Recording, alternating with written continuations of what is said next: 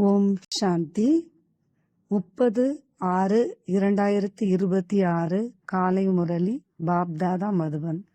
பாபா சொல்கிறார், இனிமையான குழந்தைகளே, இந்த நேரம் நீங்கள் தந்தையிடம் அர்ப்பணமானால் 21 பிறவிகளுக்கு நீங்கள் எப்பொழுதும் சுகமாக இருப்பீர்கள். கேள்வி: ஞானி குழந்தைகள் தங்கள் மனநிலையை சரியாக வைத்துக்கொள்ள எந்த பழக்கத்தை உறுதியாக்க வேண்டும்? பதில்: அதிகாலை எழும் பழக்கத்தை உறுதியாக்க வேண்டும். அதிகாலை எழுந்து தந்தையின் நினைவில் அமர வேண்டும். இது மிகவும் நல்ல தாரணையாகும். எந்த குழந்தைகள் சீக்கிரம் உறங்கி சீக்கிரம் எழுவாரோ அவரது மனநிலை முழு நாளும் நன்றாக இருக்கும். ஞானிகளின் உறக்கம் அஞ்ஞானிகளின் உறக்கத்தை காட்டிலும் பாதியாக இருத்தல் வேண்டும். 10 மணிக்கு தூங்கிவிடுங்கள், 2 மணிக்கு எழுந்து அமருங்கள். பாடல்: எனக்கு உதவி செய்பவருக்கு. ஓம் சாந்தி. குழந்தைகள் அனைவரும் நேரில் அமர்ந்திருக்கும் போது தாம் ஜீவாத்மாக்கள் என்பது தெரியும். இங்கே ஜீவாத்மாக்களே இருப்பார்கள்.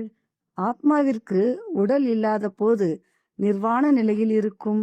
அதை அஷரீரி என்றும் சொல்கிறார்கள். நீங்களோ சரீரத்துடன் அமர்ந்திருக்கிறீர்கள். ஆத்மா மற்றும் பரமாத்மா உடலில் வராதவரை பேச முடியாது. இப்பொழுது தந்தைக்கு முன்னால் அமர்ந்திருக்கிறோம் என்பது ஜீவாத்மாக்களாகிய உங்களுக்கு தெரியும். 5000 ஆண்டுகளுக்கு முன்பும் மிகச் சரியாக இப்படியே வந்திருந்தீர்கள். குழந்தைகள் நிச்சயம் தந்தையிடமிருந்து ஆஸ்தியை பெறுவீர்கள். நாம் நமது பரம்பிதா பரமாத்மா எல்லையற்ற தந்தையின் முன்னால் அமர்ந்திருக்கிறோம் என்பது உங்களுக்கு தெரியும். ஏன் அமர்ந்திருக்கிறீர்கள்? தந்தையிடமிருந்து எல்லையற்ற ஆஸ்தியை பெற வேண்டும். கல்வி கூடத்தில் ஆசிரியர் மூலமாக பொறியியலை, சட்டத்தை கற்கிறோம் என்பதை புரிந்திருக்கிறார்கள். இப்படி குறிக்கோள் இருக்கிறது. பரம்பிதா பரமாத்மா பிரம்மாவின் உடலில் அமர்ந்து நமக்கு ராஜயோகத்தை கற்பிக்கிறார் என்பதை குழந்தைகள் நீங்கள் புரிந்து கொள்கிறீர்கள். பகவான் வாக்கு பகவான் என நிராகாரரைத்தான் சொல்கிறார்கள் என்பது குழந்தைகளுக்கு புரிய வைக்கப்பட்டது. ஜீவாத்மாக்கள் நிச்சயம் மறுபிறவி எடுக்கின்றன. மனிதர்கள் மறுபிறவி எடுக்கிறார்களா என எந்த சந்நியாசியிடமாவது கேளுங்கள். அப்போது எடுப்பதில்லை என்று சொல்ல மாட்டார்கள். இல்லை என்றால் 84 லட்சம் பிறவிகள் என்று எப்படி சொல்கிறார்கள்? நீங்கள் மறுபிறவியை ஏற்றுக்கொள்கிறீர்களா என்று கேளுங்கள். ஆத்மா சம்ஸ்காரத்தின் அடிப்படையில் ஒரு உடலை விடுத்து மற்றொரு உடலை பெறுவது சரிதான். இப்படி சில மனிதர்கள் 84 பிறவிகள் எடுக்கிறார்கள். 84 லட்சம் பிறவிகளின் விஷயமே இல்லை. முதல் பிறவி நிச்சயம் மிக நன்றாக சத்தோ பிரதானமாக இருக்கும். கடைசி பிறவி சீச்சி, அதாவது தமோ பிரதானமாக இருக்கும்.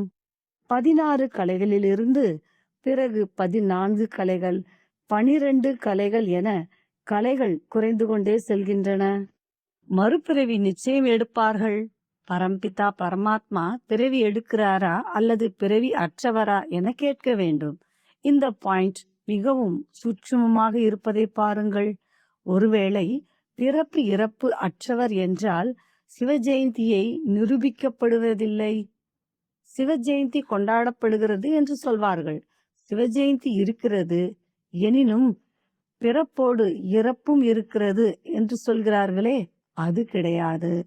ஒருவேளை இறந்தால் மறுபிறவி எடுக்க வேண்டும். தந்தை ஒருபோதும் பிறவி எடுப்பதில்லை. அவர் இந்த உடலில் ஒரு முறை மட்டும் வருகிறார், அவ்வளவுதான். பிறகு மறுபிறவியில் வருவதில்லை. பரமபிதா பரமாத்மா பிறப்பு அற்றவர். அவர் ஒருபோதும் சத்தோ பிரதானத்திலிருந்து தமோ பிரதானம் ஆகுவதில்லை.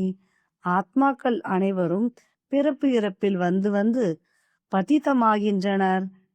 பிறகு அவற்றை தூய்மையாக்க தந்தை வருகிறார். இதிலிருந்து ஆத்மாவே பதித்தமாகிறது என்பது நிரூபணமாகிறது.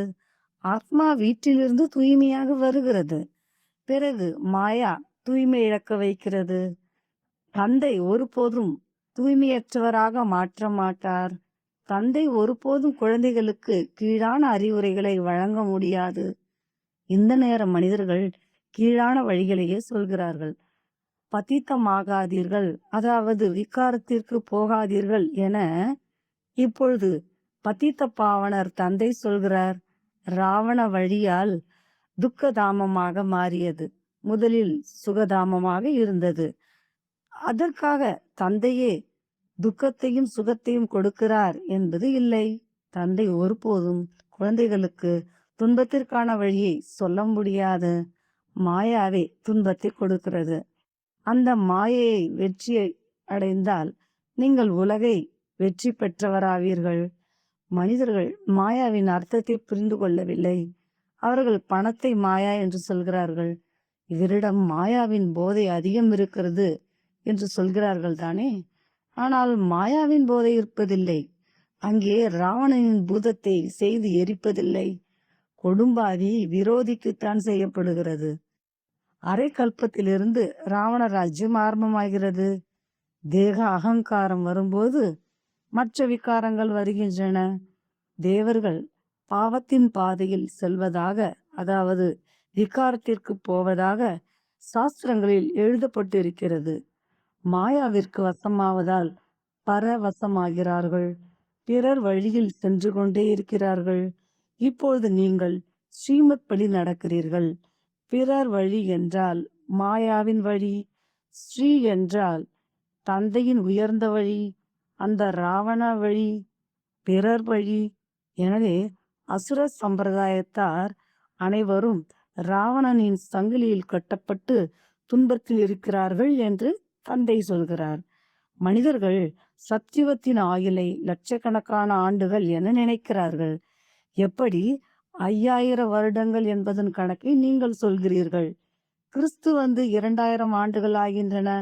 புத்தர் வந்து 2250 வருடங்கள் ஆகின்றன. இஸ்லாமியர் வந்து 2500 வருடங்கள் ஆகின்றன. எல்லாம் சேர்த்து அரை கல்பம் ஆகியிருக்கிறது.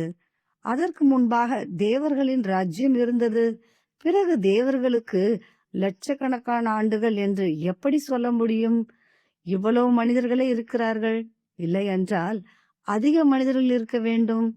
ஆனால் அவ்வளவு இல்லை. 5000 வருடங்களிலேயே மனிதர்கள் கோடிக்கணக்கில் இருக்கிறார்கள். கிறிஸ்துவிற்கு 3000 ஆண்டுகளுக்கு முன்னர் பாரதத்தில் ஆதி சனாதன தேவி தேவர் தர்மம் இருந்தது. இப்போது 5000 ஆண்டுகள் முடிவடைகின்றன. நாடகம் முழுமை பெறுகிறது.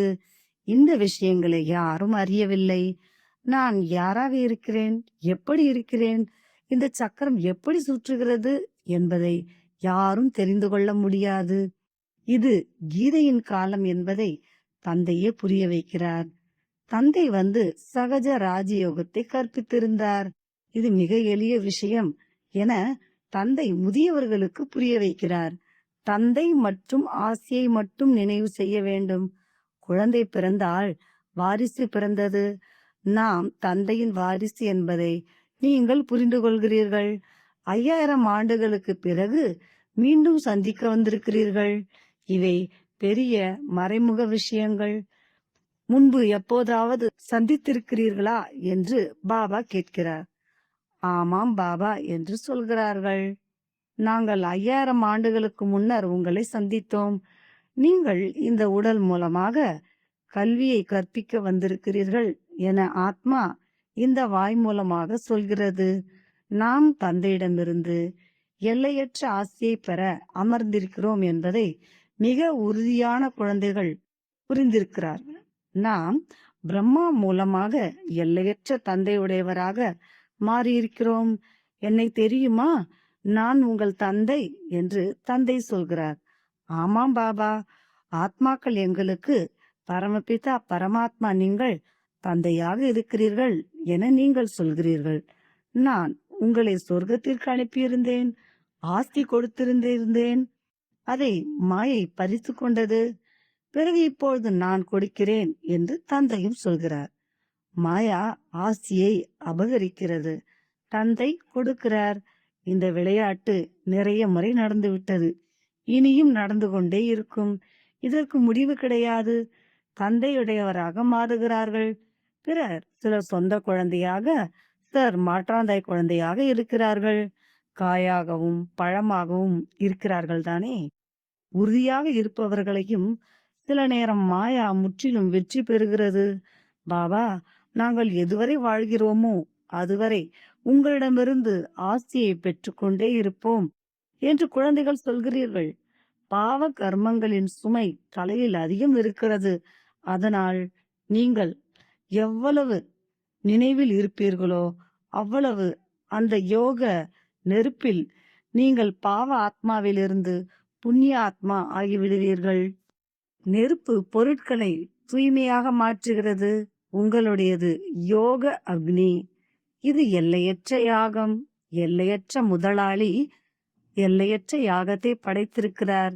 இத்தனை ஆண்டுகளாக எந்த யாகமும் நடப்பதில்லை. 7, 8 நாட்களுக்கு அல்லது ஒரு மாதத்திற்கு யாகம் வளர்ப்பார்கள். உங்கள் இந்த யாகம் எத்தனை ஆண்டுகளாக நடந்து கொண்டே இருக்கிறது?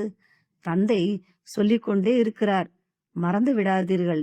என்னை மட்டும் நினைவு செய்தால் உங்கள் பிறவி பாவ செயல்களின் சுமை குறைந்து கொண்டே போகும் என்று சொல்கிறார். உங்கள் தந்தை என்னை நினைவு செய்யுங்கள் என்பது பகவானின் வாக்கு. நிச்சயம் வந்திருக்கிறார். அதனால் தானே சொல்கிறார். இப்பொழுது நீங்கள் திரும்பி செல்ல வேண்டும் என்று தந்தை சொல்கிறார். உங்கள் ஆத்மா இந்த நேரம் மிகவும் அழுக்காக இருக்கிறது. யோகத்தால் நாம் தூய்மையாகிக் கொண்டே செல்வோம் என்பது இப்பொழுது உங்களுக்கு தெரியும். எப்போது நீங்கள் வருவீர்களோ அப்பொழுது மற்ற சகவாசத்தை நீக்கி உங்களோடு சேர்வோம், உங்களிடம் அர்ப்பணமாவோம் என்பது உங்கள் உறுதிமொழி. மனைவி கணவன் மீதும் கணவன் மனைவி மீதும் அர்ப்பணமாகிறார்கள். இங்கே தந்தையிடம் அர்ப்பணமாக வேண்டும். திருமணத்தில் ஒருவர் பிறரிடம் அர்ப்பணமாகிறார்கள். இப்பொழுது நீங்கள் எந்த மனிதரிடமும் அர்ப்பணமாக கூடாது என்று தந்தை சொல்கிறார். உங்களிடம் அர்ப்பணமாவேன் என்பது உங்கள் வாக்குறுதி. நீங்கள் என்னிடம் அர்ப்பணமானால் 21 பிறவிகளுக்கு சதா சுகமானவர்களாக மாற்றுவேன். எவ்வளவு பெரிய ஆஸ்தி! ஸ்ரீமத் மூலமாக நீங்கள் உயர்ந்தவராகிறீர்கள். இதை மறக்காதீர்கள். லக்ஷ்மி நாராயணனின் சித்திரத்தையும் வீட்டில் வையுங்கள். நாம் தந்தையிடமிருந்து இந்த ஆஸ்தியை பெறுகிறோம். தந்தை பரந்தாமத்திலிருந்து வந்திருக்கிறார்.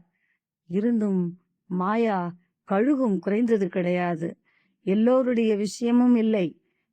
இருந்தாலும் வரிசைக்கிரமமாக இருக்கிறீர்கள்.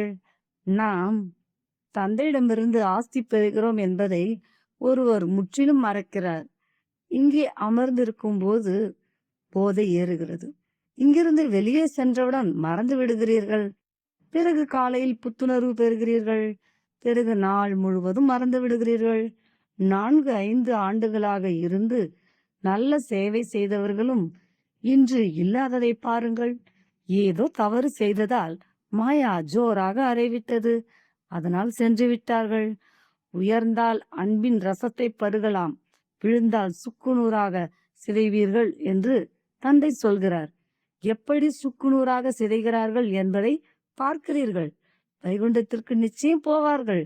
என்றாலும் பதவி வரிசை கிரமமாக இருக்கிறது. அங்கே எல்லோரும் சுகமாக இருப்பார்கள். இருந்தாலும் பதவிகள் இருக்கின்றனதானே. பள்ளியில் நல்ல பதவி பெறுவதற்கே முயற்சி செய்கிறார்கள். அதற்காக எது தலையெழுத்தில் இருக்கிறதோ அது பிரஜையாக இருந்தாலும் சரி என்பது கூடாது. இப்படி இருப்பது தமோ பிரதான முயற்சி என்று சொல்லப்படுகிறது. யார் தந்தையிடமிருந்து முழு ஆஸ்தியை பெறுவேன் என்று சத்தியம் செய்வாரோ அவரையே சத்தோ பிரதானம் என்று சொல்வார்கள். அது குதிரை பந்தயம். எல்லோரும் நம்பர் 1 வரமாட்டார்கள். இது மனித பந்தயம். நாம் சீக்கிரம் சிவபாபாவின் கழுத்து மாலையில் கோர்க்கப்பட வேண்டும் என நீங்கள் விரும்பினால் அவரை நினைவு செய்ய வேண்டும். நினைவே அனைத்திற்கும் ஆதாரம். மாயா அப்படி தடைகளை போடுகிறது. அதனால் முழுமையாக பந்தயத்திலிருந்து வெளியேற்றுகிறது. உங்களுடையது மனித பந்தயம். நாங்கள் அதிக துன்பத்தில் இருக்கிறோம் என்று ஆத்மாக்கள் சொல்கின்றன. உடலை எடுத்து எடுத்து அதிகமாக நொந்துவிட்டோம். இப்பொழுது தந்தையிடம் செல்ல வேண்டும் என்று சொல்கிறார்கள். பாபா உத்தி சொல்லிக் கொடுக்கிறார். பாபா, நாங்கள் உங்கள் நினைவிலேயே இருப்போம் என்று சொல்கிறீர்கள். எவ்வளவு நேரம் ஒதுக்க முடியுமோ அவ்வளவு நல்லது. அரசாங்க பணிக்கும் 8 மணி நேரம் கொடுக்கிறீர்கள். அப்படி நினைவிலும் 8 மணி நேரம் இருங்கள். உலகை சொர்க்கமாக மாற்றுவது எவ்வளவு பெரிய சேவை! தந்தையையும் சுகதாமத்தையும் நினைவு செய்யுங்கள் போதும். இந்த சேவையை 8 மணி நேரம் செய்தால் நீங்கள் முழு ஆஸ்தியை பெறுவீர்கள். இப்படி இப்படி நினைவு செய்து செய்து உங்கள் பாவ கர்மங்கள் அழியும். 8 மணி நேரம் இந்த சேவைக்கு கொடுங்கள். மற்ற 16 மணி நேரம் நீங்கள் ஃப்ரீயாக இருக்கிறீர்கள். எவ்வளவு முடியுமோ அவ்வளவு நீங்கள் அடிக்கடி நினைவு செய்யுங்கள். எங்கு வேண்டுமானாலும் அமர்ந்து நினைவு செய்ய முடியும். எல்லாவற்றையும் விட நல்ல நேரம் உங்களுக்கு காலையில் கிடைக்கிறது. சீக்கிரம் உறங்கி சீக்கிரம் விழிக்க வேண்டும். அவரே பெரிய குணவான் என சிந்தியில் பழமொழி இருக்கிறது. இந்த பெருமையும் இந்த நேரத்திற்கே இருக்கிறது. இரவில் சீக்கிரம் உறங்கி விடுங்கள், பிறகு அதிகாலையில் எழுங்கள் என்று தந்தை சொல்கிறார். அஞ்ஞானி மனிதர்கள் 8 மணி நேரம் உறங்குகிறார்கள். உங்கள் உறக்கம் அதில் பாதியாக இருக்க வேண்டும். 4-5 மணி நேரம் உறக்கம் போதுமானது. நீங்கள் கர்மயோகிகள் தானே? இரவில் 10 மணிக்கு உறங்கச் செல்லுங்கள். 2 மணிக்கு எழுந்து விடுங்கள். சிவபாபாவை நினைவு செய்தால் உங்களுக்கு அதிக வருமானம் கிடைக்கும். உங்களுக்கு ஹெல்த், வெல்த் இரண்டும் கிடைக்கின்றன. நல்லது. 2 மணிக்கு எழ முடியவில்லையா? 3 மணிக்கு எழுந்திருங்கள். 4 மணிக்கு எழுங்கள். அது ஃபர்ஸ்ட் கிளாஸ் நேரம். அமைதி இருக்கிறது. அனைவரும் அசரீரியாக இருக்கிறார்கள். அந்த நேரம் நிசப்தம் அதிகமாக இருக்கும். அமிர்த வேளை நினைவு நல்ல தாக்கத்தை ஏற்படுத்தும். பாபா அதிகமாக இரவில் விழித்திருக்கிறார். சூட்சும சேவையில் களைப்பு ஏற்படுவதில்லை. வருமானத்தால் மகிழ்ச்சி ஏற்படுகிறது. குழந்தைகள், நீங்கள் அதிகாலை எழுந்து உங்கள் அழியாத வருமானத்தை சம்பாதித்துக் கொண்டே இருங்கள். நல்லது. இனிமேலும் இனிமையான காணாமல் போய் கண்டெடுக்கப்பட்ட செல்ல குழந்தைகளுக்கு தாய் தந்தை பாப்தாதாவின் அன்பு நினைவுகள் மற்றும் காலை வணக்கம். ஆன்மீக குழந்தைகளுக்கு ஆன்மீக தந்தையின் நமஸ்காரம். தாரணைக்கான முக்கிய சாரம். முதலாவது, 21 பிறவிகள் சதா சுகம் பெற ஒரு தந்தையிடம் முழுமையாக அர்ப்பணமாக வேண்டும். ஸ்ரீமத் மூலமாக உயர்ந்தவர் ஆக வேண்டும். தன் வழியையும் பிறர் வழியையும் தியாகம் செய்ய வேண்டும். எந்த அவமரியாதையையும் செய்யக்கூடாது. இரண்டாவது, அதிகாலை எழுந்து நினைவில் அமர்ந்து வருமானத்தை சம்பாதிக்க வேண்டும். உலகை சொர்க்கமாக்கும் சேவையை குறைந்தது 8 மணி நேரம் நிச்சயம் செய்ய வேண்டும். வரதானம். நேரம் மற்றும் எண்ணத்தோடு தனது அனைத்து பொக்கிஷங்களையும் வில் செய்யும் மோகத்தை வென்றவர் ஆகுக. பிள்ளைகளுக்கு எப்படி எல்லாவற்றையும் வில் செய்கிறார்களோ அவ்வாறு நீங்களும் தந்தையை உங்கள் வாரிசாக்கி அனைத்தையும் வில் செய்யுங்கள். அப்பொழுது வில் பவர் வரும். அந்த வில் பவர் மூலமாக மோகம் தானாகவே அழியும். எப்படி சாக்கார தந்தை முழுமையாக தன்னை வில் செய்தாரோ அப்படி உங்களிடம் என்ன நினைவு இருக்கிறதோ, நேரம் மற்றும் எண்ணங்களின் பொக்கிஷம் இருக்கிறதோ அதை வில் செய்யுங்கள். அதாவது ஸ்ரீமத் படி சேவையில் பயன்படுத்துங்கள். அப்பொழுது மோகத்தை, அதாவது பற்றை வென்று பந்தன் முக்தராவீர்கள். ஸ்லோகன்: ஒருவர் பிறருக்கு அன்பானவராவதற்கு சரளம் மற்றும் சகிப்புத்தன்மையின் குணத்தை தாரணை செய்யுங்கள். அவ்யக்த செய்கை: சதா மகிழ்ச்சியாக இருக்க உங்கள் இயல்பை சரளமாக்குங்கள், சகித்து கொள்ளுங்கள். சதா மகிழ்ச்சியாக இருங்கள். மகிழ்ச்சியின் பொக்கிஷத்தை கொடுங்கள். மகிழ்ச்சியின் அலையை அனைவருக்கும் பரப்புங்கள் என்பது பாப்தாதாவின் வரதானம். உங்கள் முகத்தில் சதா மகிழ்ச்சியின் புன்னகை பிரகாசிக்கட்டும். அப்படி மலர்ந்த முகத்தோடு இருங்கள். அதற்காக சொல்லில் இனிமையும் திருப்தியும் சரளத்தின் புதுமையும் அவசியம் இருக்க வேண்டும். பிராமண ஆத்மாக்களின் சொல் சாதாரண சொல்லாக இருக்கக்கூடாது. ஒவ்வொருவரிடமும் அப்படி புதுமை இருக்க வேண்டும். அதனால் ஒவ்வொருவரும் அதிலிருந்து பிராப்தியின் அனுபவம் செய்ய வேண்டும். ஓம் சாந்தி.